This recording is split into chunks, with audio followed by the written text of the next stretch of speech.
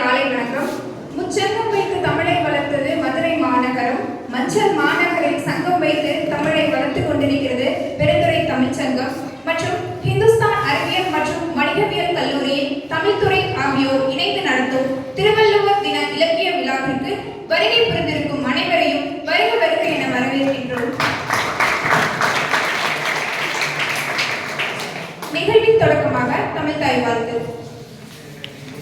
ஐயா அவர்களை அன்போடு அழைக்கின்றோம்.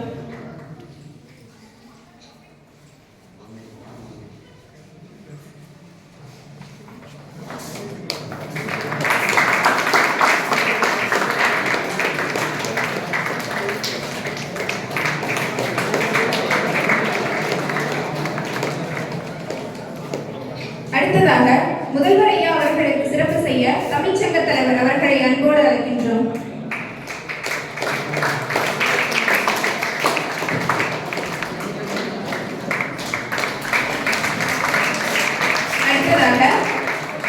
தமிழ்ச்சங்க பொருளாளர் திருமுகு கா கல்கி அவர்களுக்கு சிறப்பு செய்ய முதல்வர் ஐயா அவர்களை அன்போடு அழைக்கின்றோம்.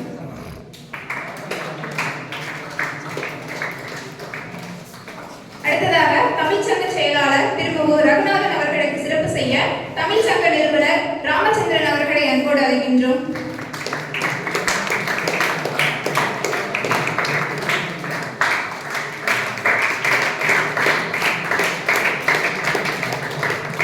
அடுத்ததாக மகளிரணி ஆர்வலர் திருமதி வே அரிதா கௌரி அவர்களுக்கு சிறப்பு செய்ய நமது கல்லூரியின் முதல்வர் ஐயா அவர்களை அன்போடு அழைக்கின்றோம்.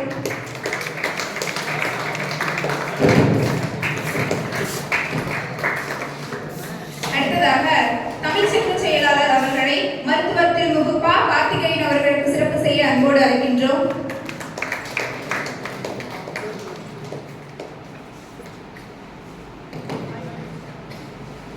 அடுத்ததாக முத்துசாமி அவர்களுக்கு சிறப்பு செய்ய நமது கல்லூரியின் முதல்வர் ஐயா அவர்களை அன்போடு அழைக்கின்றோம்.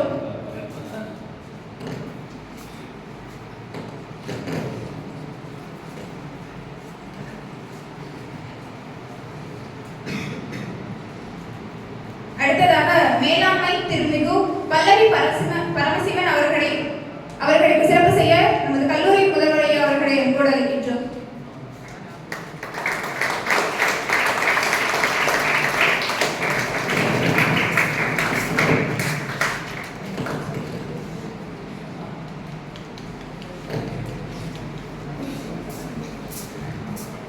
அடுத்ததாக ராமச்சந்திரன் அவர்களுக்கு சிறப்பு செய்ய தமிழ்ச்சங்க தலைவர் அவர்களை அன்போடு அழைக்கின்றோம்.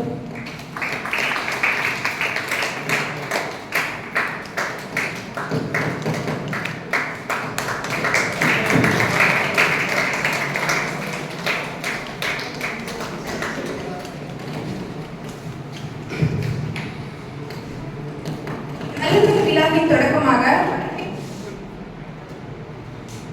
வருடத்தொரு விழாவின் தொடக்கமாக வரவேற்புரை வழங்க தமிழ்ச்சங்க செயலாளர் திருமுகு பே. சு. ரகுநாதன் அவர்களை அன்போடு அழைக்கின்றோம்.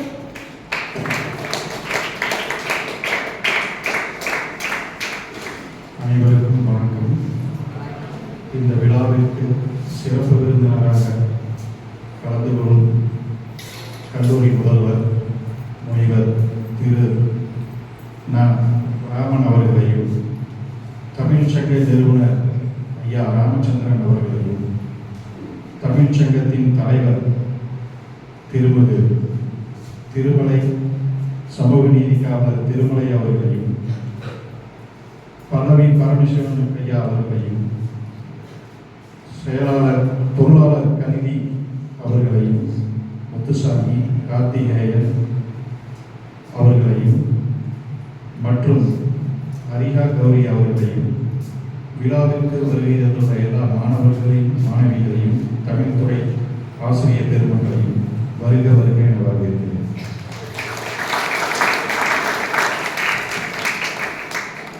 சிறப்பாக வரவேற்புரை நல்கிய ரகுநாதன் அவர்களுக்கு நெஞ்சார்ந்த நன்றிகள். அடுத்ததாக விழா துவக்க உரை வழங்க தமிழ்ச்சங்க நிறுவனர் திருமுகு வ. ராமச்சந்திரன் அவர்களை அன்போடு அழைக்கின்றோம்.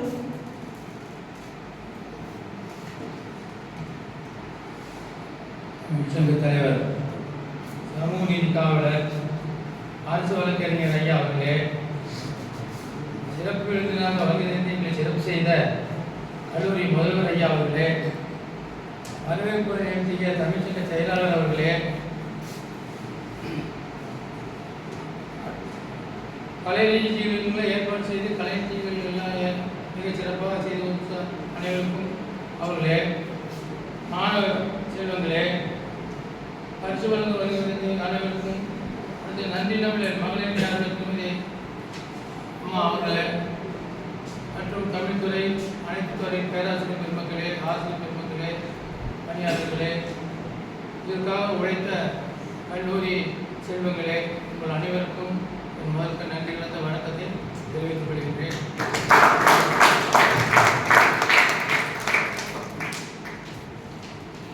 இன்று திருவள்ளுவர் இது தை 2ஆம் நாள் நடத்த வேண்டியது. தை 2ஆம் நாள் நம்ம கல்லூரி விடுமுறையாக இருப்பதனால் மாணவ செல்வங்கள் கலந்து கொள்ள முடியாதபடியே இருந்தது. மாணவ செல்வங்கள் கண்டிப்பாக நீங்கள் உங்களுக்காகவே தான் நாங்கள் தமிழ் வளர்ச்சியை உருவாக்கி கல்லூரி உருவாக்கி கொண்டு கொண்டிருக்கிறோம். ஆக நீங்கள் கலந்து கொள்ள முடிய வசதியாக முதல்வர்களிடம் அனுமதி கேட்டபோது அது மிகச்சிறப்பு அது மாதிரி செய்து ஒத்துழைப்பினார்கள். அதற்கும் அறக்கட்டளை ஒத்துழைப்பு செய்து எங்களுக்கு வழங்கியதற்கு முதலில் நன்றி தெரிவித்துக் கொள்கிறேன். மனிதர்களை பற்றி சிந்திப்பது மனிதனுடைய கடமை. மனிதனை நினை என்று எல்லா தத்துவ ஞானிகளும் சொல்லியிருக்கார்கள். கடவுள் மனிதனுக்கு சொல்றது கீதை, மனிதன் கடவுளுக்கு சொல்றது திருவாசகம், மனிதன் மனிதனுக்கு சொல்றது திருக்குறள் என்ற பெருமையை பெற்றது நம்ம திருக்குறள். அது மட்டுமல்ல, உலகின் பிற கண்டங்களில் பள்ளிக்கூடங்களே கண்டறியப்படாத போது பல்கலைக்கழகம் கண்ட நாடே நம் நாடு. உலக கணிதத்திற்கு 0 என்னும் குறியீடு கொடுத்து எண்ணிக்கையை பெருக்க செய்த மூளை நம் மூளை. ஆண்டுக்கு 70,000 பொறியாளர்களை தயாரிக்கிறது அமெரிக்கா. 1,00,000 பொறியாளர்களை தயாரிக்கிறது ஐரோப்பா. ஆனால் இந்தியா 3,50,000 பொறியாளர்களை நாம் உற்பத்தி செய்து கொண்டிருக்கிறோம். இருப்பினும் வெறுமை உலகத்தையே முதலி விட்டாலும் நாம் அத்தனை கற்றுக்கொண்டு நம்முடைய செல்வங்களை குவிக்க வேண்டும் என்ற ஒரே காரணத்திற்காக வெளிநாடு சென்று விடுகிறார்கள். இந்த உழைப்பை நம் மண்ணுக்கு கொடுத்து நம் நாட்டை உயர்த்தினால் மிக சிறப்பாக இருக்கும். ஆகவே பெற்றோர்களையும் கவனிக்க முடியவில்லை, பெற்றோர்களும் புதிய இடங்களுக்கு போக வேண்டியிருக்கிறது, உறவினர்களையும் கவனிக்க முடிவதில்லை, அவர்களும் அங்கே சிறப்பாக இருக்க முடிவதில்லை. இப்பொழுது புதிதாக வந்த ஜனாதிபதி அவர்கள் அமெரிக்கா அதையெல்லாம் முடித்து கட்டும் அளவில் ஒரு பாராளுமன்றத்தில் தீர்மானத்தை கொண்டு வந்து அவங்களெல்லாம் நிரந்தரம் இல்லை, தற்காலிகமாக உருவாக்கிவிட்டார். இப்பொழுது இவர்கள் எத்தனை ஆண்டுகள் 30 ஆண்டுகள் 20 ஆண்டுகள் உழைத்தாலும் அங்கு இப்பொழுது தற்காலிக மறுத்து விட்டார். அப்படி இருக்கும் பொழுது இப்போ நம் நாட்டு மொழியையும் இழந்து இங்குள்ள வசதிகளையும் இழந்து பெற்றோர்களையும் கவனிக்க முடியாமல் முடிந்து அவர்களும் இப்பொழுது இதாக இருக்கிறார்கள். இதை நினைத்து பார்க்கும் பொழுது ஏன் படித்துவிட்டு நம்ம வெளிநாடு செல்ல வேண்டும்? எவ்வளவு ஒரு வெற்றி கடவை படிக்கிறது அதே தொழில் பார்க்க வேண்டும் என்பதில்லை. எஸ்கேஎம் அவர்கள் கல்லூரி படிப்பு முடிக்கவே இல்லை. சாதாரணமாக படித்துவிட்டு சாதாரண பெற்றுக்கிறதே நினைத்தார். இது பெரிய தொழில் அதிபராக இருக்கிறார். அவர்கள் வெளிநாடு போகிறதா எப்பவே போயிருக்கலாம், அந்த அளவு வசதி கிடைச்சது. ஆனால் அதையுமே அவர் என்ன செய்யவில்லை, ஏற்றுக்கொள்ளவில்லை.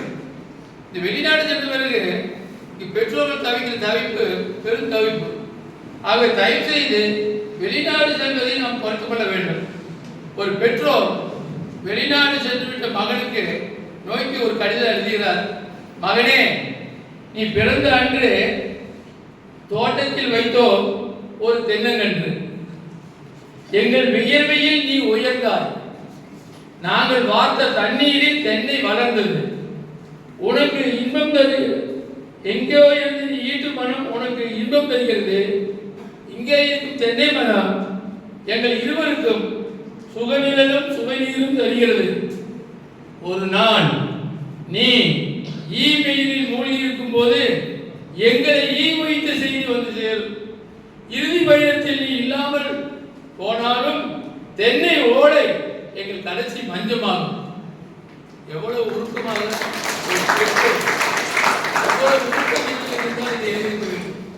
சிந்திச்சு பாருங்கள். தயவு செய்து சிந்திச்சு பாருங்கள்.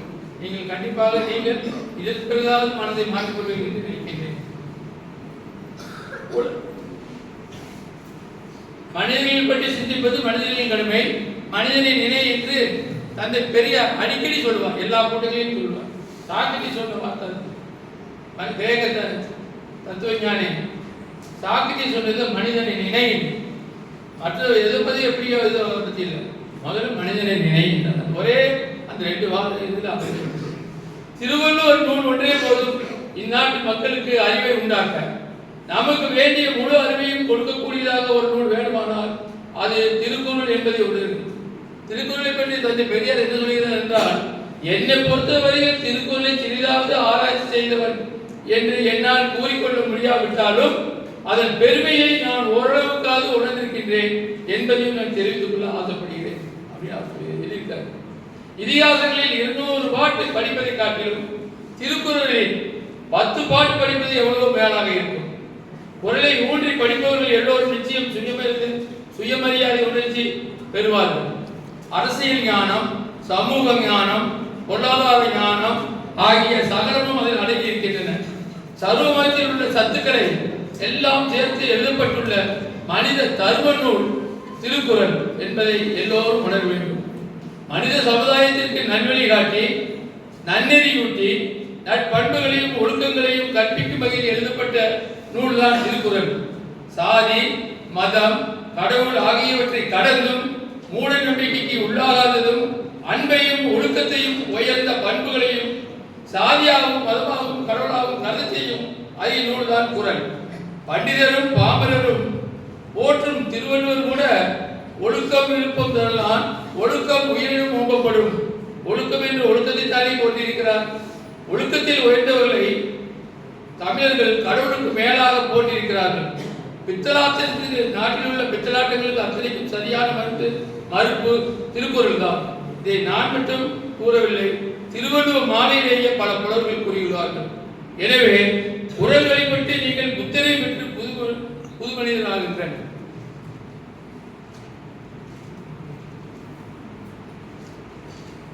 அறிவினால் உயிர்த்துணர்ந்து ஒப்புக்கொள்ளக்கூடியனவும் இயற்கையோடு விஞ்ஞானத்திற்கு ஒப்பை இருக்கக்கூடியதுமான கருத்திலேயே கொண்டு இயங்கிறது வள்ளுவர் குறள். கடவுள் வாழ்க்கையில் கூட வள்ளுவர் ஒழுக்கத்தையும் அறிவையும் பற்றற்ற தன்மையும் தான் கடவுளாக காட்டியுள்ளார். கடவுளை அறிஞர் என்கிறார், பிறப்பு இறப்பு அர்த்தோன் என்கிறார். அவர் ஓரிடத்திலாவது கடவுளை தாழ்த்தி சிருஷ்டிக்கவில்லை. குறளிலும் இன்றைய நிலைக்கு புறம்பான கருத்துக்கள் இருக்கலாம், சில இருக்கலாம், அவற்றை மாற்றிவிடலாம்.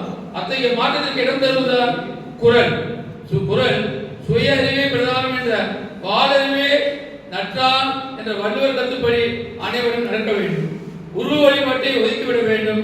வள்ளுவர் அவரது 1330 குறளிலும் கடவுளை பற்றி சொல்லவில்லை, ஒரு வார்த்தை கூட சொல்லவில்லை. கடவுளுக்காக சொல்லப்பட்டு வந்த சில உயர் குணங்களை, தன்மைகளை உதாரணத்துக்காக எடுத்து காண்பிக்கிறார் என்று சொல்லலாம்.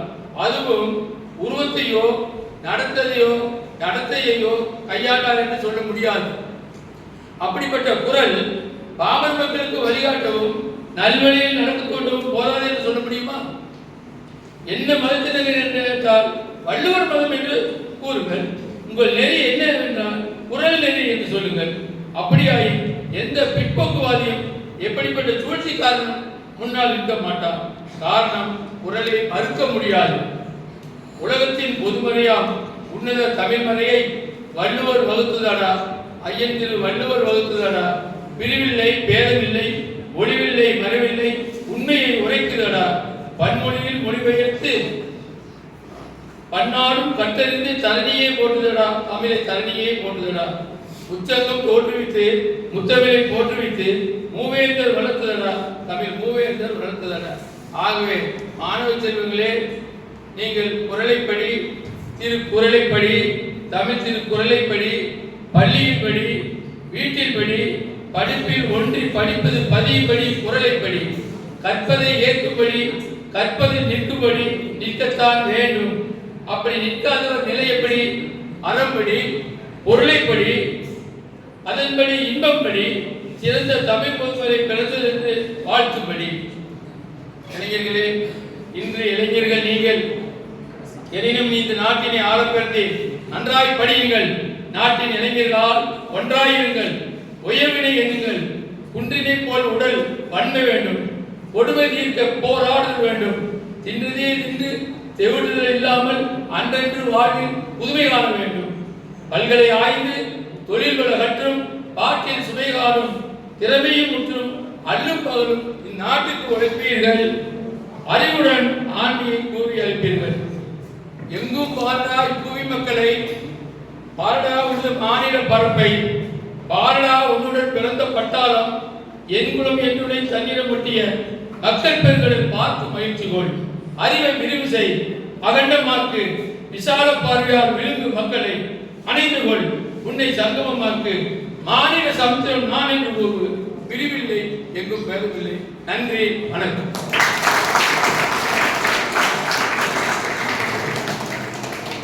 சிறப்பாக துவக்க உரை வழங்கிய ஐயாவுக்கு எங்களது நன்றிகள். அடுத்ததாக நல்லதொரு விழாவிற்கு வாழ்த்துரை வழங்க நமது கல்லூரியின் முதல்வர் ஐயா அவர்களை ஏற்பட வைக்கின்றோம்.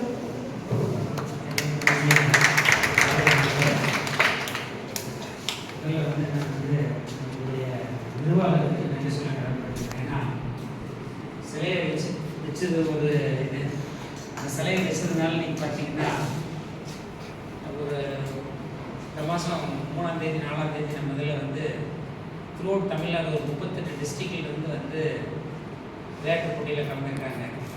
எனக்கு தெரிய ஒருத்தர் விடாமல் செல்ஃபி எடுத்தது அந்த திருவள்ளுவர் சொல்லலாம். நன்றி.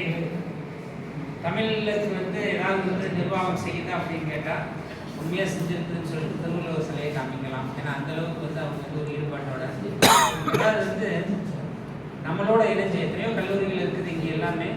பட் நம்மளோட இணைஞ்சு நம்மளுடைய நிர்வாகத்துக்கும் நம்ம ஸ்டூடெண்ட்ஸுக்கும் பெனிஃபிட் கொடுக்குற அளவுக்கு, நன்மை பயக்கிற அளவுக்கு நமக்கு ஒரு வாய்ப்பு கொடுத்துட்டு இருக்கிற பெருந்துறை தமிழ் சங்க உறுப்பினர்களுக்கும் சங்க நிர்வாகிகளுக்கும் இந்த நேரத்தில் நன்றி சொல்ல கடமைப்பட்டிருக்கிறேன். குறள் வந்து சூழலை பொறுத்து தான் குறள் எழுதப்பட்டிருக்குது. அதை வந்து மாறுபட்ட கருத்து கிடையாது. எனக்கு இன்னைக்கும் ரிட்டையர் ஆயாச்சு. இன்னைக்கும் எனக்கு வந்து ஒரே ஒரு குறள் மட்டும் வந்து கண்டிப்பாக வந்து மறக்காமல் இருக்கும். ஏன்னா நான் வந்து என்னுடைய பள்ளி காலகட்டத்தில் சாப்பிட்ற இடத்துல நாங்கள் ஒவ்வொருத்தரும் ஒவ்வொரு நேரமும் வந்து 3 நேரத்துக்கும் வந்து ஒவ்வொருத்தராக வந்து சொல்லக்கூடிய குறள் வந்து இன்னும் எனக்கு நினைவு இருக்குது. பகுத்துண்டு பள்ளியை ஓட்டுதல். அந்த குறளை வந்து எங்களால் வந்து என்றைக்குமே மறக்க முடியாது. சூழலுக்கு ஏற்ற மாதிரி தான் அதெல்லாம். ஸோ குறள் வந்து நல்லா வந்து தெரிஞ்சுக்குங்க. அந்த குறள் நெறி பிரகாரம் நடந்துக்குங்க. இன்னொரு வேண்டுகோள் வைக்கிற தமிழ் சங்கத்துக்கு நீங்கள் இப்போ திருக்குறள் காம்படிஷன் நடத்தி போட்டியெல்லாம் நடத்தி வந்து ப்ரைஸ் கொடுக்குறீங்க. அடுத்த வருஷத்துலேருந்து முடிஞ்ச எந்த வருஷமே கொடுங்க. அடுத்த வருஷத்துலேருந்து என்ன பண்ணுங்கன்னா தமிழில் ஃபஸ்ட் இயர் மட்டும் எடுத்துக்கலாம். ஃபஸ்ட் இயர் மட்டும் ஒரு சின்ன ரிக்வஸ்ட்டை வைக்கிறேன். ஓவரால் யார் வந்து தமிழில் வந்து ஹையஸ்ட் மார்க் வாங்குறாங்களோ அவங்களுக்கு ஒரு ப்ரைஸ் கொடுத்தீங்கன்னா இன்னும் வந்து நல்லா என்கரேஜ்மெண்ட்டாக இன்னும் நல்லா வந்து சிறப்பாக வந்து அடுத்த வருஷம் இதை விட நல்லா சிறப்பாக நடத்துறதுக்கு இறைவன் நமக்கு அருள் புரியணும்னு சொல்லி உங்களை எல்லாம் வாழ்த்தி விடைபெறுகிறேன். நன்றி, வணக்கம். சிறப்பாக வாழ்த்துறை வழங்கிய ஐயாவிற்கு நன்றிகள். அடுத்ததாக விழாவிற்கு தலைமை உரையாற்ற தமிழ் சங்க தலைவர் ரா திருமலை அவர்களை அன்போடு அழைக்கின்றோம். விழாவிற்கு நாங்கள் இந்த கல்லூரியில் வைக்கணும்னு சொன்ன அடுத்த நொடியே கல்லூரி முதல்வர் அவர்கள் அதற்கு நிர்வாகியிடம் அனுமதி பெற்று கொடுத்தார். அதே மாதிரி தமிழ் சங்க தமிழ் ஹெச்ஓடி அவங்க இந்த மேடம் எல்லாமே ரொம்ப ஆர்வமாக இதில் ஒத்துழைச்சாங்க. அதாவது சும்மா ஒரு பேருக்காக இல்லாமல் ஒத்துழைச்சாங்க. அதனால் இந்த சிறப்பு விருந்தினர்கள் கலந்திருக்கும் கல்லூரி முதல்வர் அவர்களே, பதவி பரமசிவம் அவர்களே, இந்த தமிழ் சங்கத்தின் நிறுவன தலைவர் ஆசிரியர் ராமச்சந்திரன் அவர்களே, மற்றும் இங்கே செயலாளர் ரகு அவர்களே, மற்றும் இங்கே வந்திருக்கக்கூடிய பின்னாடி இருக்கிறவங்களாம் கல்லூரி ஹெட்மாஸ்டர் இருந்துகிட்டே ஆனாங்க. இவங்க எல்லாம் வந்திருக்கீங்க. இங்கே கல்லூரி பேராசிரியர்களே, மாணவ செல்வர்களே அனைவருக்கும் முதற்கண் வணக்கத்தை தெரிவித்துக் கொள்கிறேன். இந்த திருவள்ளுவர் சொல்றது வந்து இன்னைக்கு நமக்கு ரொம்ப ஒரு பெருமையான ஒரு விஷயம். அது இன்னைக்கு பொறுத்தளவுக்கு பார்த்தீங்கன்னா திருவள்ளுவர் சிலை கன்னியாகுமரியில் நிறுவப்பட்டு 25 ஆண்டுகள் நிறைவு பெற்றிருக்கு. இந்த போன ஒரு 15 நாளைக்கு முன்னாடி தான். அது ஒரு பெரிய விஷயம். உலகம் பூராமே அது ஒரு நினைவு சின்னம். எப்படி அமெரிக்காவில் அந்த சுதந்திரா தேவி சிலை இருக்கும், அதே மாதிரி தமிழ்நாட்டுக்கு ஒரு அடையாளமாக இன்னைக்கு அங்கே வைக்கப்பட்டிருக்கு. அது நமக்கு எல்லாமே பெருமை. அவ்வளவு காலத்துக்கு முன்பு 2000 ஆண்டுகளுக்கு முன்பு வந்து அவர் எப்படியெல்லாம் அந்த குரலை இயற்றினார் அப்படின்னு பார்க்கும்போது ரொம்ப ஆச்சரியமா இருக்கு. இப்போ பார்த்தீங்கன்னா ஒருத்தரோட செயல்பாடு எப்படி இருக்குன்னு காட்டுறதுக்கு அவர் சொல்றாரு. உள்ளத்தனிய மலநீட்டம், வெள்ளத்தனிய மலநீட்டம், உள்ளத்தனிய மலநீட்டம் மாத்திரம் உள்ளத்தனிய உயர்வு அப்படின்னு. அதாவது வெள்ளத்தனிய மலநீட்டம் மாத்திரம் உள்ளத்தனிய உயர்வு. வெள்ளம் ஒரு குளத்துல ஒரு தாமரை செடி இருந்ததுன்னா அது தண்ணி உயரும் தண்ணி உயர்ந்துகிட்டே போகும். தண்ணி குறைஞ்சுன்னா அப்படியே அந்த இது குறைஞ்சிக்கும். அதே மாதிரி நம்ம உயர்வு எப்படி இருக்கணும்னா நம்ம நல்ல எண்ணங்கள் படைச்சிருந்தா நம்ம உயர்வு இருக்கும்னு அவர் பிராக்டிக்கலாக பார்த்துருக்காரு. இந்த மாதிரி வந்து குரல்களை சொல்ல போனால் நீங்கள் எல்லா குரலையும் படிச்சீங்கன்னா ஒரு மாபெரும் ஒரு சகாப்தம் உலகத்திற்கே ஒரு அறிவை வந்து அவர் வழங்கியிருக்கான்னு சொல்லலாம். இன்னைக்கு எல்லா நாட்டிலையும் உலகத்தில் 36 நாடுகளில் தமிழ் எழுதப்பட்டிருக்கு.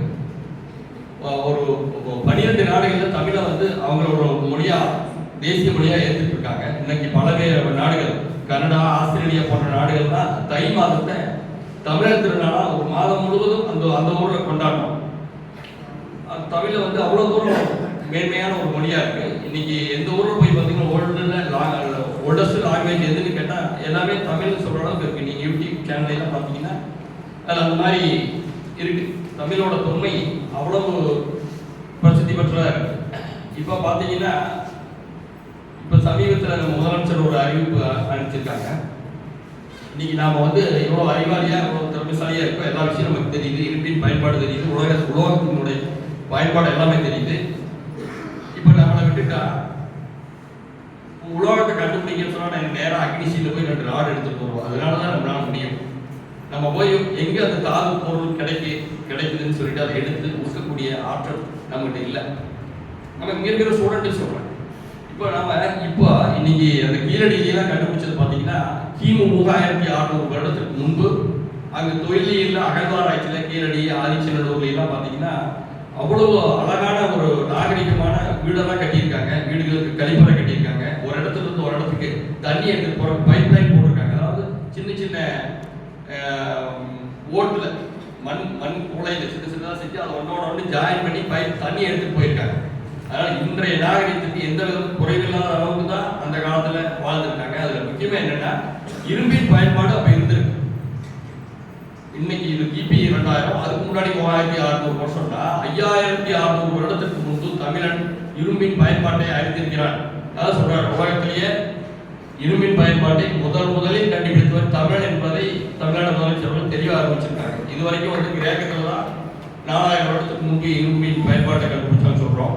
ஜெனரலாக உலகம் பூராமே கிமு 300ஆவது நூற்றாண்டில் தான் இரும்பின் பயன்பாடே வந்துச்சு. அப்போ நம்ம எவ்வளவு தொன்மையாக இருந்திருக்கோம் பாருங்க. அதே மாதிரி இந்த ஓலைச்சுவடிகள்லாம் பார்த்தீங்கன்னா வள்ளுவர் எழுதுறது இங்கே நிறையா கூட எழுதிட்டுனா நம்மகிட்ட கிடைக்கல. இன்னைக்கும் 5 லட்சம் ஓலைச்சுவடிகள் பல்வேறு நாடுகளில் ஆவண காப்பாற்றோம், நம்ம நாட்டிலேயே இருக்கு, படிக்க முடியாமல் இருக்கு. அது இந்த சிந்து சமவெளி நாகரிகத்தில் எழுதப்பட்ட எழுத்தோட ஒப்பிட்டு இருக்கு.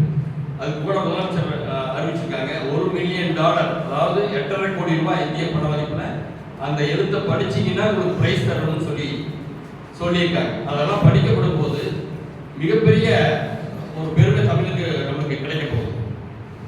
இப்போ ஒரு பள்ளியில் கூட ஒரு ஆசிரியர் அதை பார்க்க, அந்த ஆசிரியருக்கு எவ்வளோ ஒரு தமிழ் பற்றிருப்பாரு. அந்த குழந்தைகளுக்கு தமிழி எழுத்துக்கள், அதாவது இந்த பாடைய உடலில் இருக்கு பார்த்தீங்களா, சிந்து சமவெளி நாகரிகத்துக்கு பின்னிட்ட எழுத்துக்கள்.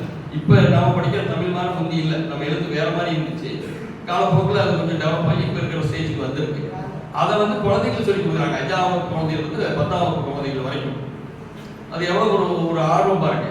தமிழில் வந்து இன்னைக்கு மக்கள் எல்லாருமே ஒரு விரும்புகிறாங்க. ஒரு டிவி சேனல் கூட அதை நான் பார்க்கல, ஏதோ ஒரு முத்துக்குமரன் ஒருத்தர் வந்து ஜெயிச்சாரா, அவருக்கு வந்து தமிழ் தான் அவருக்கு வெற்றி பெற வச்சிருக்கு.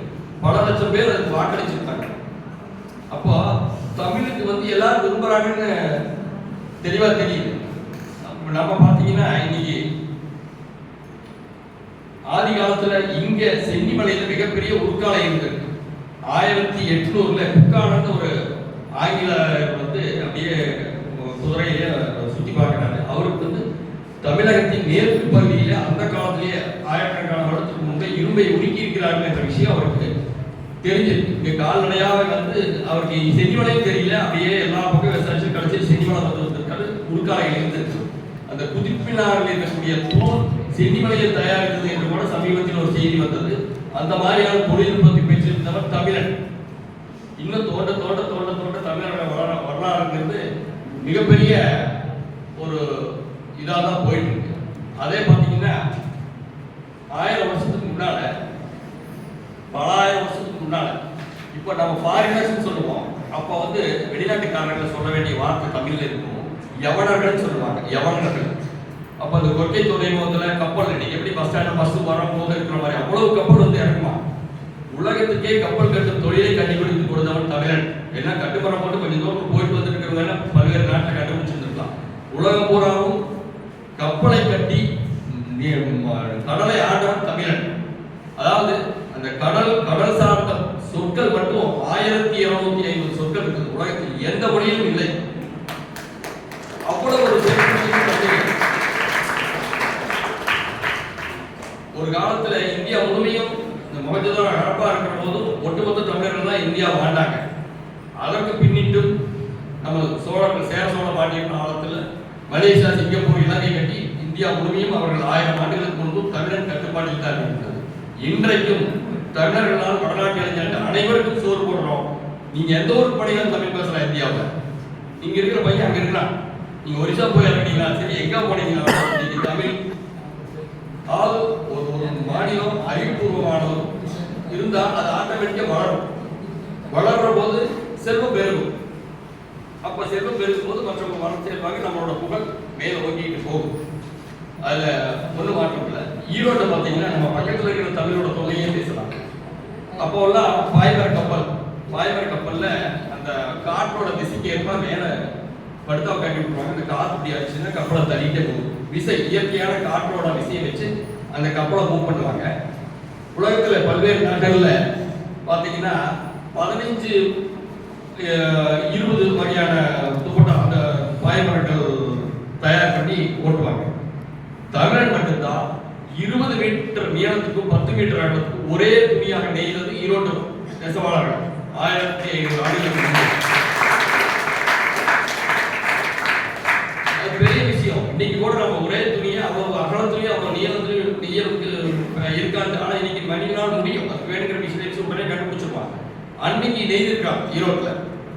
அப்போ நம்ம ரொம்ப பெருமை கொள்ளலாம். நம்ம இந்த இடம் வந்து தமிழ் இருக்கிற கொடுமலர் சென்னிமலைக்கு அந்த பக்கம் இருக்கிற கொடுமலர் நாகரிகம் இருக்கு. அது 900 ஆண்டுகளுக்கு முன்பு நடந்தது. அங்க பாத்தீங்கன்னா கிரேக்கத்தில் இருக்கக்கூடிய அந்த அங்க இருக்கக்கூடிய அந்த பீங்கான் அந்த பொருள்கள் எல்லாம் அங்க இருக்கு. அந்த புலவர் ராசு அவர்கள் தஞ்சை தமிழ் பல்கலைக்கழகத்துடைய பேராசிரியர் இருந்தாங்க தமிழ்துறையில. அவங்க தான் அதெல்லாம் வெளிக்கொண்டு வந்தாங்க. அது அவ்வளவு ஒரு பெருமையான விஷயங்களா இருக்கு. இந்த மாதிரி நம்ம எல்லா மதத்திலையும் நாம ஒரு முன்னேறிட்டே இருக்கிறோம். நாம எதையும் அவர் ஆசிரியர் சொன்ன மாதிரி கடவுள் இருக்கு இல்லைங்கிறது அவங்களோட விருப்பம், யாரும் பொருத்த முடியாது. ஆனா எதையும் பகுத்தாய்ந்து செயல்படணும். மூட நம்பிக்கைகளாக எதுவும் செயல்படக்கூடாது. ஃபார் எக்ஸாம்பிள் சொல்றேன், ஒரு பிரின்சிபால் இருக்காரு, டெய்லி ஒரு ஸ்டூடெண்ட் போறீங்க, பிரின்சிபால் காலையில் கதை தட்டுறீங்க, 5 மணிக்கு கதை போறீங்க, என்னப்பா தம்பி அப்படிங்கிற ஒரு மாலை போறீங்க, 2 பழமெல்லாம் கொடுக்குறீங்க. அவர் என்னப்பா எனக்கு இன்னைக்கு கழுத நாளுங்க, சரி ரைட்டு. அப்புறம் 2வது கழிச்சு பண்ணிக்கு போறீங்க, கதை தட்டுறீங்க. அதே மாதிரி வர அவரு எனக்கு இன்னைக்கு ஃபர்ஸ்ட் டே காலேஜுக்கு போகுது சார். மறுபடியும் ஏதோ இது கூட பார்த்து இன்னொரு ஸ்டூடெண்ட் போயிட்டே இருக்காங்க.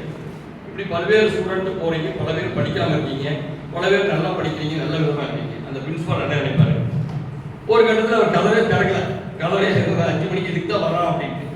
கடவுள் அதுதான், உங்களை போய் அங்க வந்து கூப்பிட்டு எனக்கு வந்து பணம் தேங்காய் உடச்சி வச்சுட்டு போகணும்னு எந்த கடவுளும் வேறதில்லை. நீங்க உங்களோட கடமையை தெளிவாக செய்தால் கடவுளுக்கு செய்யுது நன்மை. நீங்க ஒரு ஏழைக்கு உதவுங்க, நீங்க ஒரு பிரச்சனையற்ற ஒரு வாழ்க்கையை வாழுங்க, அதுவே ஒரு பெரிய விஷயம். அடுத்தவங்களுக்கு ஒரு நெருடலா இருந்தால் நிச்சயமா ஆண்டவன் தண்டிப்பார். அதனால வந்து கடவுள் வழிபாடு கூட திருப்பதியில் பாருங்க, சொர்க்க வாசல்ல 6 பேர் இறந்துட்டாங்களா, அங்க வந்து கியூல நிறுத்தி சொல்லி சாமி அடிச்சுதா இருக்கு. கடவுள் இருக்குன்னா என்ன பண்ணணும், நம்ம அது சூழ்நிலை தகுந்த மாதிரி நம்ம உடல் பாதுகாப்பும் பண்ணிக்கணும், போய்க்கணும், வந்துக்கணும். எந்த ஒரு விஷயங்களாக எந்த மதமாக இருக்கட்டும், ஒரு குறிப்பிட்ட மதம், எல்லா மதத்திலையும் மூட நம்பிக்கைகளுக்கு அப்பாற்பட்ட வகையில் வழிபாடு முறை. நம்ம தமிழர் வழிபாட்டு முறை வந்து மிகச் சிறப்பானது வழிபாட்டு முறையில். உலகத்திலேயே எல்லா மதத்தினரும் வழிபடக்கூடிய ஒரு பொதுவான ஒரு கடவுளை தமிழ்நாட்டில் மட்டுமே வழங்குகிறார்கள். இது யாராச்சும் தெரியுமா? தெரிஞ்சவங்க இது மதமற்ற சாமி, பிரபலமான சாமி, எல்லா ஊர்லயும் இருக்கு. முருகன் வந்தனார் இயற்கை அது அல்லவன். வள்ளலார் வந்து போற்றப்பட வேண்டிய மனிதன். அவர் வந்து கடவுள் இல்லை அப்படிங்கிற மாதிரி கொண்டு போய் பண்ணார். முருகர் அது விநாயகர் வந்து மற்ற மதத்திற்கு கும்பிடுவார்களா? மற்ற மதத்தினரும் வழிபடக்கூடிய ஒரு கடவுள் முருகன். எல்லா மதத்தையும் நினைச்சு பாருங்க, இனிமேல் உருவாக்கக்கூடிய மதம், இதுவரை இருக்கக்கூடிய மதம், எல்லோரும் வழங்கக்கூடிய ஒரு கடவுள் ஒன்று இருக்கு. ஒரு சின்ன சத்தம் வந்து எங்க கரெக்டான முருகருங்களா? முருகர் வேற மதத்தினர் இல்ல, அது முத்து சத்தம் வாங்குவாங்க, நம்ம போய் ஏந்திரல. அதாவது அந்த காலத்துல பாத்தீங்கன்னா சுமேரி நாகரிகம், சிந்து சமவெளி நாகரிகம், இது நைல் நதி நாகரிகம், மஞ்சள் நதி நாகரிகம், எல்லா நாகரிகத்திலையும் இயற்கை வழிபாடு ஒன்று இருந்துச்சு. இயற்கையை மட்டும் வழிபடுவாங்க. ஏன்னா அவங்களுக்கு கடவுள் இல்லை, திடீர்னு இருட்டாயிருது, சாயங்காலம் இருட்டாயிருது.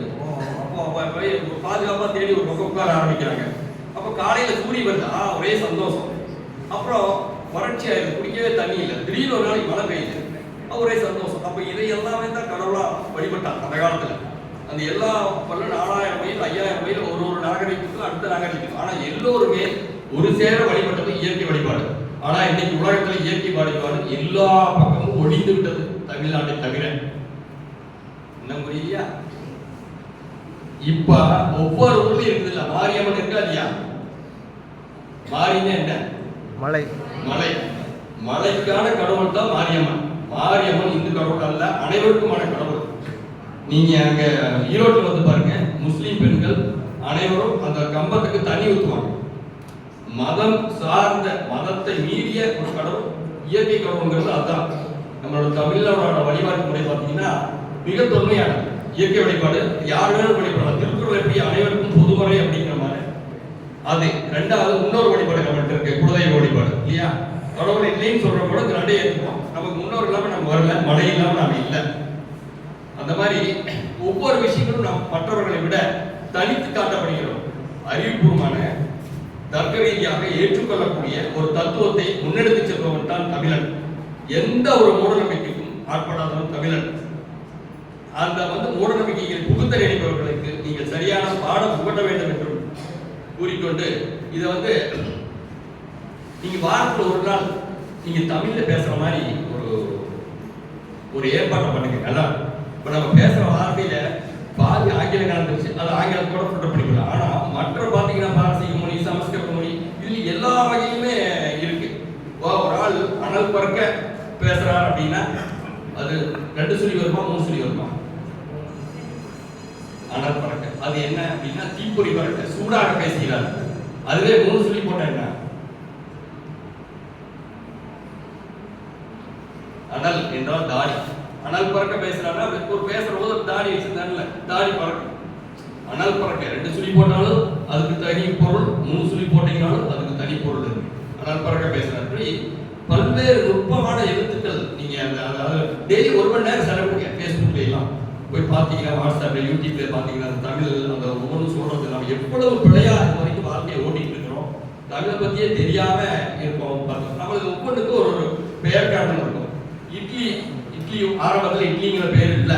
இட்லி எப்படி வந்துச்சு? அதுக்கு ஒரு பெயர் காரணம் எப்படி வந்துச்சு? இட்லி ஒரு பாத்திரத்தில் அந்த மாவை இட்டு அவிக்கிறது. இட்டு அவிதான் இட்லின்னு மாறிடுச்சு. தோசை, தோய்த்து செய் தோசை. ஒவ்வொரு பொருளுக்கும் இயல்பாகவே வேற எந்த மொழியுமே இல்லை, சொல்லிட்டே போலாம். அந்த மாதிரி ரொம்ப ஆச்சரியமான ஒரு முடிவாக இருக்கிறது. பண்பாடு மிக்கவர்கள், அறிவுபூர்வமானவர்கள், ஆற்றல் மிக்கவர்கள் தமிழர்கள். அந்த எண்ணத்தை நீங்க வச்சுக்கணும். நீங்க எல்லா மாணவர்களும் நான் சொல்றேன், பொருளை தேடி மட்டும் போகாதீங்க. பொருள் வாழ்க்கைக்கு அவசியம். நான் ஏற்கனவே சொல்லியிருக்கேன். பொருள் மட்டுமே இல்லை, நம்மை, நம் குடும்பத்தை, சுற்றாரை, நம் தமிழ் இனத்தை காக்க வேண்டிய பொறுப்பு உங்கள் இளைஞர்கள் கையில் உள்ளது. நீங்கள் பெரிய ஏதாவது ஒரு வகையில் அதிகாரத்துக்கு வர வேண்டும். அரசியல் ரீதியாக இருக்கலாம், அல்லது படிச்ச ஐஏஎஸ் ஆபீசர், கலெக்டரா இருக்கலாம், பெரிய ஆபீசரா இருக்கலாம். அந்த மாதிரி நீங்க கட்டாயம் வந்தா மட்டும்தான் நம்ம தமிழை தொடர்ந்து காப்பாற்ற முடியும் என்று கூறி நீங்கள் அந்த மாதிரி செயல்படுவீர்கள் என்ற நம்பிக்கையில் என்னை பேச வாய்ப்பு விடுகிறேன்.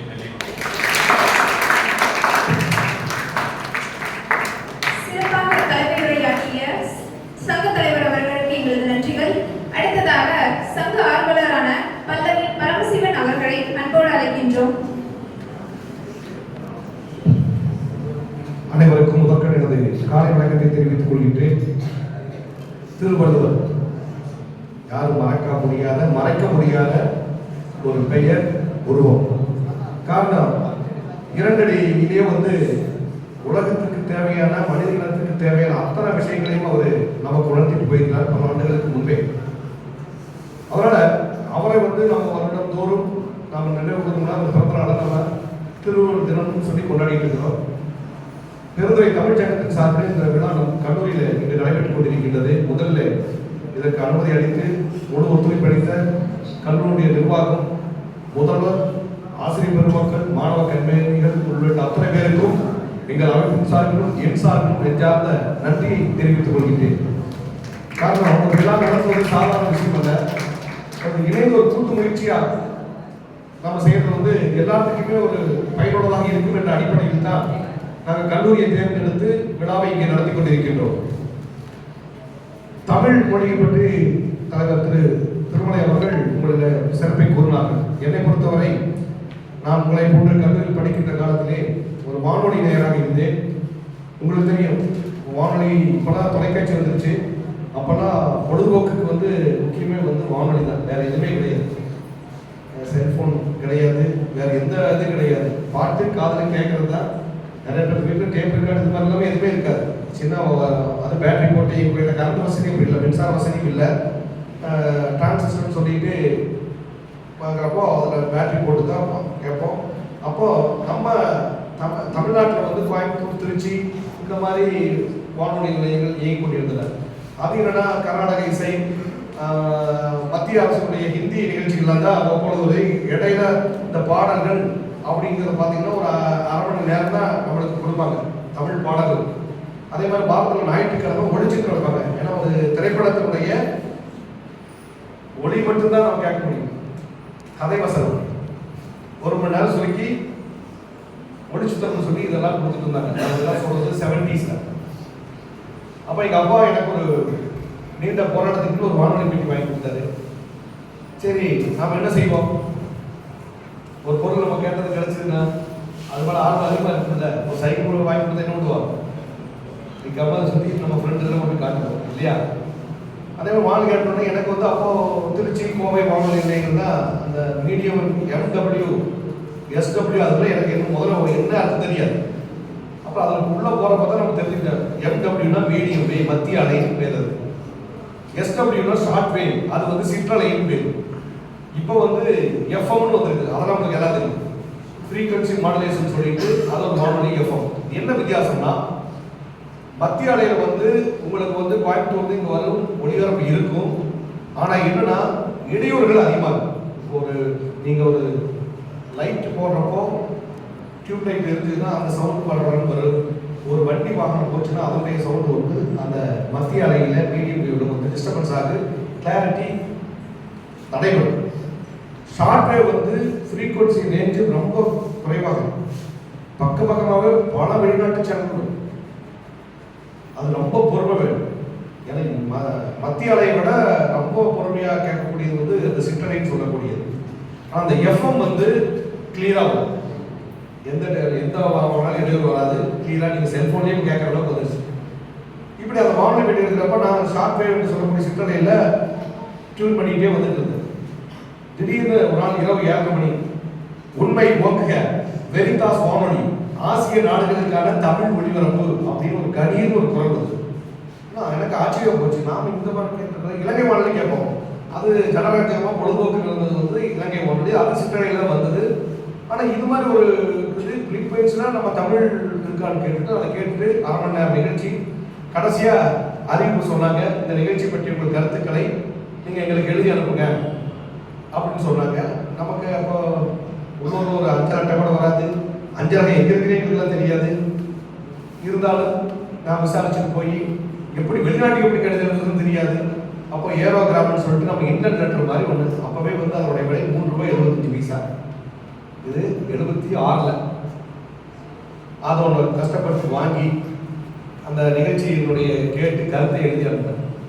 உடனே 1 மாதத்துல எனக்கு பிலிப்பைன்ஸ் நாட்டில் இருந்து ஒரு வெள்ளை கடித உரையில், அந்த வெளிநாட்டுக்கு செல்லக்கூடிய கடித உரைன்னு சொல்லுவாங்க, அந்த நீளம் சிகப்பு வெள்ளை 3 கலந்து பார்டர் மாதிரி அதை கொடுத்துருப்பாங்க. அந்த கவரில் வந்து பிலிப்பைன்ஸ் நாட்டோட ஒரு வண்ண காட்சி படமும் ஒரு தமிழ் அழகி கடிதம் வந்தது. எனக்கு ரொம்ப அதிர்ச்சியம். ஏன்னா உள்ளூர்ல ஒரு 5 லட்சம் கூட அதில் எனக்கு வந்ததில்லை. அதாவது வெளிநாட்டிலிருந்து ஒரு கடிதம் வருதுன்னா அப்போ அதிலிருந்து எனது ஆர்வம் அதிகமாகிடுது. 76 இது நடந்தது. அப்போ அதை தொடர்ந்து பார்த்தா அப்போ வந்து இப்போ ரஷ்யா அங்கே மாஸ்கோன்னு இப்போ இல்லை நிகழ்ச்சிகள் அதோடய இருக்கிறதில்ல, மாஸ்கோ வானொலியில் தமிழ் நிகழ்ச்சி வந்துட்டு இருந்தது. அதை எடுத்து பார்த்தா சீனா வானொலி பெய்ஜிங், சீனாவுடைய தலைநகர் பெய்ஜிங் இருந்து ஒரு வானொலி 1963 வந்து தமிழ் நிகழ்ச்சி தினந்தோறும் 1/2 மணி நேரம் ஒளிபரப்பிட்டு வந்தாங்க. அதை கேட்டேன். இத்தாலியிலிருந்து வந்தது, வாட்டிகானிலிருந்து வந்தது, ஏன் நம்ம அண்மை நாடு பாகிஸ்தான்லேருந்து தமிழ் நிகழ்ச்சி வந்தது. இது மாதிரி பல்வேறு நாடுகளிலிருந்து தமிழ் நிகழ்ச்சி வந்து நான் கேட்டு கடிதம் எழுதுகிற அடிப்படையில் 1976 நான் வானொலி கேட்க ஆரம்பிச்சது. 10 ஆண்டு கடின உழைப்பின் பயனாக 86 சீன வானொலி இதே ஜனவரி மாதம் பிப்ரவரி மாதம் எனக்கு ஒரு கடிதம் அங்கிருந்து வருது.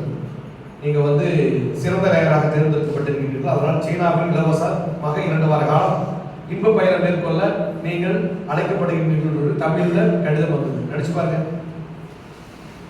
இப்போ சீனா போறாங்க, ஆனால் 76 86 அந்த காலகட்டத்தில் வந்து இரும்பு திரை நாடுன்னு பேர் சீனாவுக்கு. யாருமே இங்கே சாதாரணமாக போக முடியாது. ஆனால் சீன அரசாங்கம் வந்து சீன வானொலி மூலம் எங்களுக்கு வந்து அழைப்பு விட்டது வந்து நான் ஒரு பொழுதுபோக்காக வானொலி கேட்டது, அதில் ஈடுபாட்டோட செஞ்சது எந்த அளவுக்கு நமக்கு கிட்டது. அது தமிழ் மொழி. அந்த பார்த்தீங்கன்னா இந்த மாஸ்கோ வானொலி ஆகட்டும், சீன வானொலி ஆகட்டும், அந்த அறிவிப்பாளர்கள் எல்லாமே வந்து சீனர், ரஷ்யன்ஸ். ஆனால் எல்லாருமே தமிழ் கற்றுட்டு அவங்க குரலில் வந்து ஒளிபரப்பு இன்னும் இந்த சீன வானொலி வந்துட்டு. அப்படி தமிழ் வந்து நமக்கெல்லாம் வந்து ஒரு பெரிய வாய்ப்பை கொடுத்தது என்னை பொறுத்த வரைக்கும்.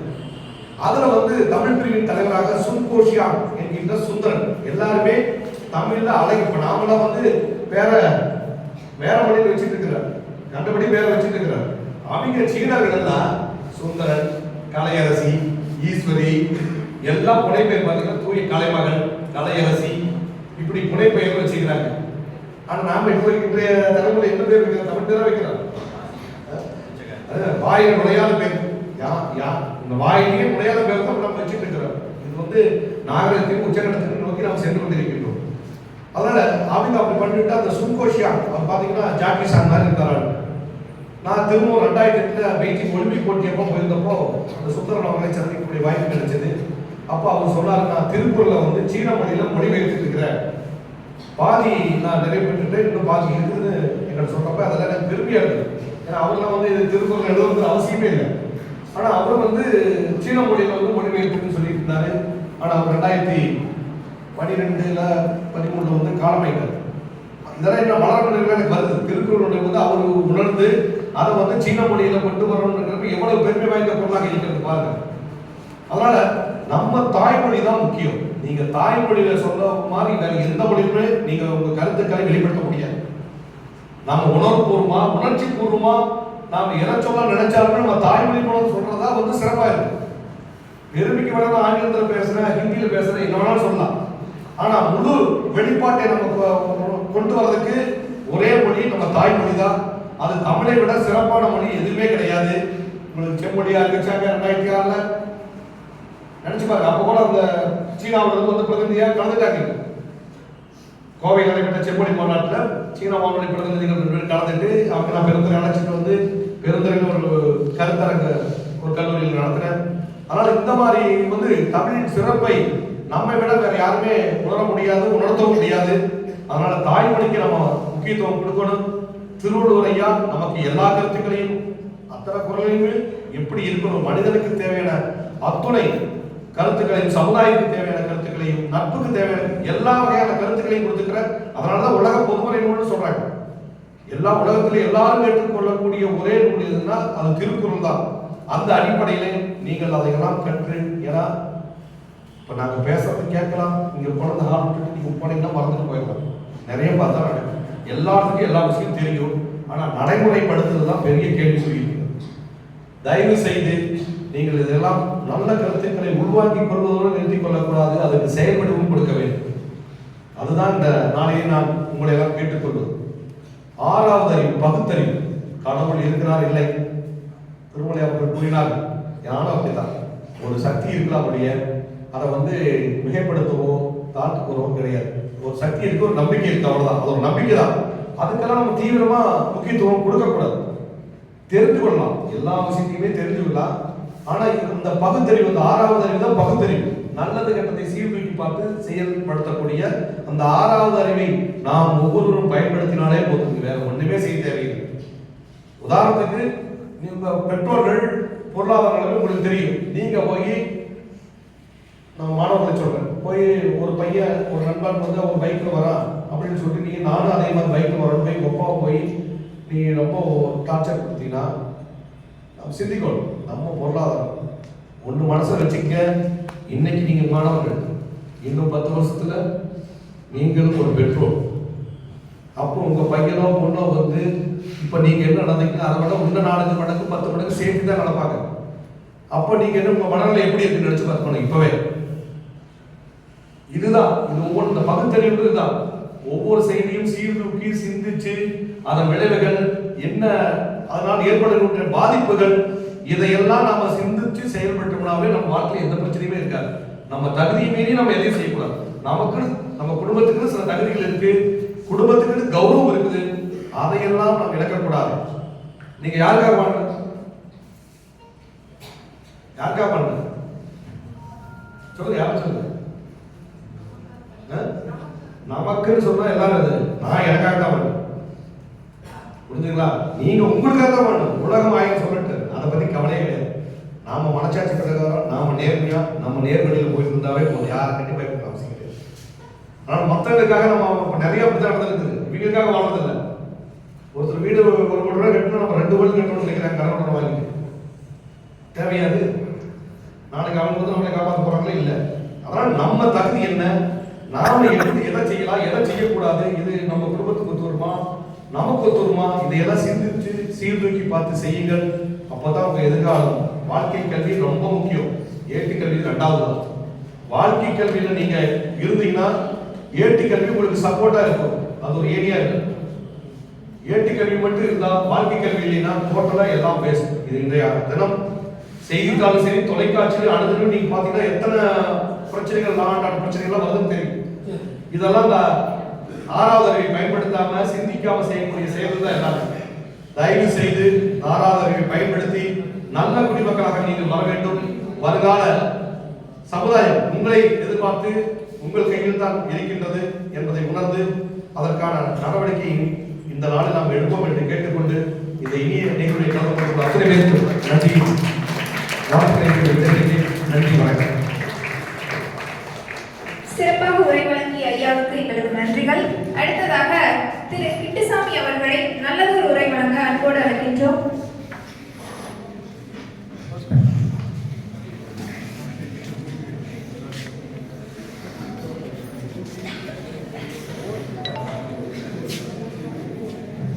அன்பார்ந்த வாழல் சொல்லுங்களே, சான்றோர்களே, உங்கள் அனைவருக்கும் என்னுடைய பணிவான வணக்கத்தை தெரிவித்துக் கொள்கிறேன். இப்பொழுது திருவள்ளுவர் தினத்தை பற்றி சொல்றோம்னா, திருவள்ளுவர் மாதிரி ஒரு அறிஞர் வள்ளுவர் உலகத்தின் நல்ல கருத்துக்களை சொல்லுவார். உலகத்தில் யாருமே இல்லை, யாருமே கிடையாது.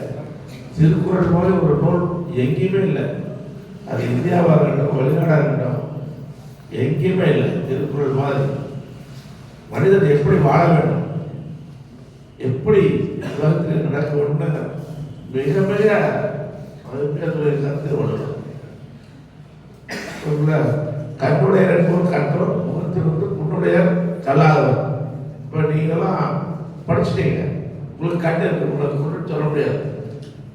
நீங்கள் அதான் கண்ணுடையவர்களாக இருக்கிறீங்க, உங்களுக்கெல்லாம் வாழ்த்துக்கள். இவ்வளோதான் கல்வி கற்றுட்டீங்க இல்லையா, அப்போ நீங்களாம் கண்ணுடையவர். அதனால அந்த கண்களை ஒளிபுறுத்திய கண்களாக்கி கொள்ளுங்கள். நல்லா படிங்க. அன்பு, அறிவுடைமை, அன்பு வேணும். அன்பு இல்லாம குழந்தை இருக்கா? அன்புலாரெல்லாம் தமக்குரிய அன்புடைய என்புக்குரிய பிறகு அப்படின்னு சொல்றாரு. அதனால அன்பு இருக்கு, எல்லாத்தையும் அன்பு காட்டுங்க, அதை செய்யுங்க. அதே மாதிரி கேள்வி சொல்றாரு, கேட்பின் கிணறா தலையவே கேள்வியால் தோற்கப்படாத செவி.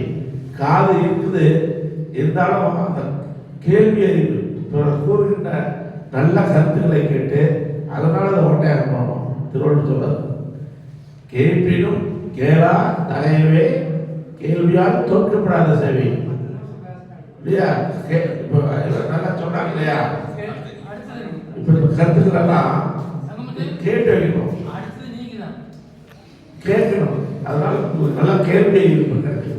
இந்த மாதிரி கேள்வி கேள்வி வந்து செவிட்டுக்காக. அதனால நீங்கள் கேள்வியுடையதாக இருக்கிறோம், நல்லா இருக்கிறோம், ஊக்கமுடையமாக இருக்கிறோம். முயற்சி இல்லையா? முயற்சி திருவிடையாக்கும், முயற்சியின்மை இன்மை புகுத்தி விடும். எப்போ பார்த்தாலும் சரி, எந்த இடத்துல நீங்கள் தாழ்ந்து போகவே கூடாது.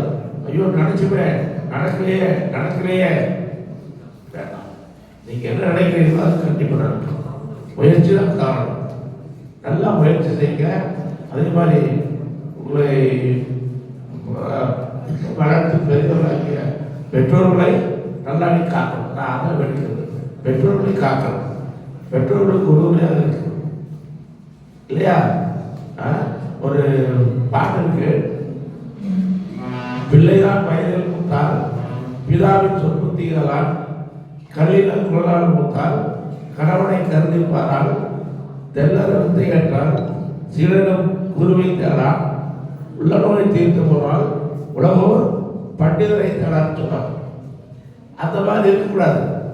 என்ன நம்ம புரிஞ்சவங்களுக்கு பையன் வளர்ந்துட்டானா அப்பாவை மதிக்காம இருக்கக்கூடாது. பிள்ளைதான் வயதில் மூத்தால் பிதாவின் சொற்புத்திகளால். பையன் பெருசாகிட்டா அப்பாவுடைய பேச கேட்காம இருக்கக்கூடாது. எப்பவுமே தந்தை தான் கடவுள் தந்தை. அதே மாதிரி மனைவிக்கு அப்படி சொல்லுவாங்க, கணவனுக்கு சேர்ச்சுன்னா சில மதிக்கிறது இல்லை, அது கூடாது. அதே மாதிரி பையனை தெல்லறம் தெரிவிக்கிறான், சீடனுக்கு உதவி தர்றான். நல்லா படிச்சு முடிச்சுட்டா ஆசிரியர் மதிக்காமல் இருக்கக்கூடாது. எப்பவுமே கட்டுப்படுத்த ஆசிரியர் தான் உங்களுக்கு தெய்வம் மாதிரி அப்பா அம்மாவோட ஆசிரியர் தான் தெய்வங்கள். அந்த தெய்வங்களை நீங்கள் மதிக்கணும். அதே மாதிரி சொல்றாரு, நல்லா நோய் இருந்ததுன்னா டாக்டர் போகிற வரைக்கும் டாக்டர் நோய் இருந்ததுன்னா அவன் கிடக்கிறான்னு போயிடும். அந்த மாதிரி என்னென்னலாம் வளர்க்குறாருன்னு சொல்லி சில நோய்கள் நமக்கு கொடுத்து விட்டிருக்கிறார். அதனால் அதெல்லாம் விட்டுருங்க, நல்லா இருங்க, நல்லா கருத்துக்களை சொல்லுங்க, தைரியமாக இருக்கணும். இன்னொரு பாட்டு சொல்கிற மாதிரி கவையாய் கொம்பாய் காட்டகத்தை நிற்கும் அவையெல்லாம் நல்ல மரங்கள் சபை நடுவே நீட்டோலை வாசியாதான் வெறித்தொழிக்க மாட்டாதான் குறிப்பறிய மாட்டாதான் நல்ல மரம். எவ்வளோ பாட்டு கவையாய் கொம்பாய் நேரம் பண்ணிக்கலாம், அதெல்லாம் மரம் இல்லையா? அதெல்லாம் மரங்க. ஒன்று கைலாகாரம் தான் மரங்கிறார். இப்போ கூட நம்ம சொல்ல முடியாது மரம் நான் மரமாட்டேங்கிறேன் அப்படின்னு சொல்கிறேன். அது கருத்தை இந்த பாட்டில் வருது. கவையாகி கொம்பாயி காட்டகத்தை இருக்கும் அவையெல்லாம் நல்ல மரங்கள் சபை நடுவே நீட்டோலை வாசியாதான். இப்படி 10 பேர் இருக்கிற இடத்துல பேசுறான், ஐயோ நான் பாச மாட்டேன், எனக்கு பயமா இருக்கு. நிறைய பேர் இருக்கீங்களா? அந்த மாதிரி பயக்கூடாது, அந்த மாதிரி பயக்கூடாது. அப்புறம் விரித்து உரைக்க வேணும். நம்முடைய கருத்துக்களை விரித்து உரைக்கணும். எல்லாத்துக்கும் கேட்கிற மாதிரி சொல்லணும். கொஞ்சம் கூட தயக்கூடாது, சொல்லணும். அப்படி இருக்கிறவங்க தான் அதனால அப்படி இல்லாதவரை மாறணும். அதனால இப்படி இருக்க, எல்லாம் இருக்க, பணிவுடையவர்களாக இருக்க. பணிவுனால தான் எல்லாமே நடக்கும். பணிவுலைன்னா எதுவுமே இருக்காது. கடும் சொற்களை பேசக்கூடாது, கெட்ட சொற்களை பேசக்கூடாது, கடுமையான சொற்களால் எதுவும் நடக்காது. பணிவானது நடக்கும். அதுக்கு ஒரு பாட்டு இருக்கு. வெட்டணவை வெத்தனவை வெல்லா வேளத்தில் பட்டுருவம் கோல்கஞ்சில் பாயாதே பசுபரத்தின் பாறைக்கு பாறைக்கு நெக்கிவிடா பாறை பசுபரத்தின் வேருக்கு நெக்கிவிடும் ஒரு பாட்டு பாரு. வெட்டணவை வெத்தனவை வெல்லாவா. கடுமையான சொற்கள் வந்து பணிவான சொற்களை வெல்ல முடியாது. அதை பார்த்துருக்கேன். வேளத்தில் பட்டுருவம் கோல் பஞ்சில் பாயாது. யானையவே கொள்ற அந்த வேல் வந்து பஞ்சில் பாய்ப்பான். யானை கெட்டியா இருக்கு, அதை அந்த வேல் வந்து பஞ்சில் குத்த முடியாது. ஏன்னா கடுமையா இருக்கிறதில்ல. புரியுதா? கடுமையா இருக்கிறதா இல்லை. அதே மாதிரி நெட்டிருப்பு பாறைக்கு நெக்கி விடாத பாறை பசுமரத்துக்கு வேருக்கு நிற்கணும். ஒரு பாறை இருக்குன்னா அது கடப்பாறை எடுத்து குத்துனா கூட ஓட்டையாக. ஆனால் அதே மாதிரி மரத்துக்கு வரக்கூடிய வேருக்கு அது விட்டு. அதனால இதெல்லாம் ஒரு கருத்துக்கள் இருக்கு. இந்த கருத்துக்களை நமக்கு சொல்றது தமிழ் மொழி தமிழராக பிறந்ததுக்கு நாமெல்லாம் அப்படியே கொடுத்து வச்சவங்க ரொம்ப பெருமைப்படணும். தமிழ் மாதிரி வேறு மொழி உலகத்திலே கிடையாது. அது திருவள்ளுவர் மாதிரியெல்லாம் நிறையா சொல்லியிருக்காங்க. தமிழ் புரியுதா? தமிழ் தமிழ் தமிழ் தமிழ் தமிழ் என்ன சொல்றாங்க? தமிழ் தமிழ் தமிழ் தமிழ் தமிழ் தமிழ் தமிழ் தமிழ் எப்படி பார்க்கறீங்க? சொல்லுங்க யாராவது, எப்படி இருக்கு? தமிழ் தமிழ் தமிழ் தமிழ் தமிழ் தமிழ் தமிழ் தமிழ் தமிழ் எப்படி கேட்குது? அமிழ்ந்து கேட்குது. அமிழ்ந்து தமிழ் தமிழ்னாவே போதும். அது எப்படி அமிழ்ந்து? அதனால தமிழ் மொழி அமிழ்தத்தை விட இருக்கணும். இதை நட்புணர்ந்து தமிழை கற்றுக்கொள்ளுங்கள். தமிழில் பேசுங்கள். நல்லா திருக்குறள் போன்றவர்களை சொல்லுங்கள். ஆசிரியருக்கும் பெற்றோர்களுக்கும் எல்லாத்துக்கும் நல்லா மதிப்பு கொடுத்து பணிவோடு நடந்து உங்கள் வாழ்க்கையை சிறப்பாற்றிக் கொள்ளுங்கள். வணக்கம். சிறப்பாக உரை வழங்கிய ஐயாவுக்கு எங்களது நன்றிகள். அடுத்ததாக திரு தங்கமுத்து அவர்களை நல்லது சிறப்புரை வழங்க அன்போடு அழைக்கின்றோம்.